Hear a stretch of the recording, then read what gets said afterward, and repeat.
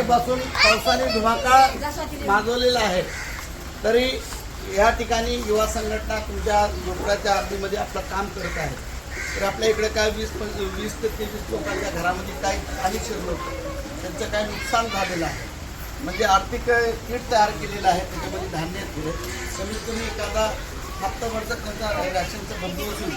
ह्या दृष्टिकोनातून आपल्याला काय सर्वांना देऊ शकत नाही आपण, कारण का आपण काय लोकप्रति आमदार नाहीत, खासदार नाहीत, नगरसेवक. एक सामाजिक संस्था युवा संघटनेच्या वतीने तुम्हाला हे धान्य वाटप होत आहे.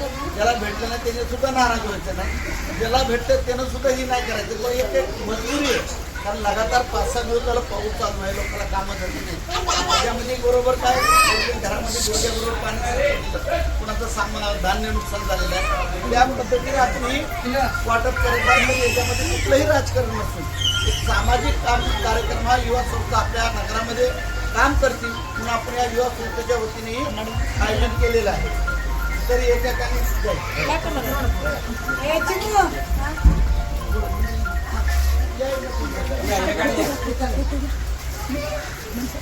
मनीषा ताई इथून घ्या, इथून घ्या, इथून इकडेच वाहना केलं माझं.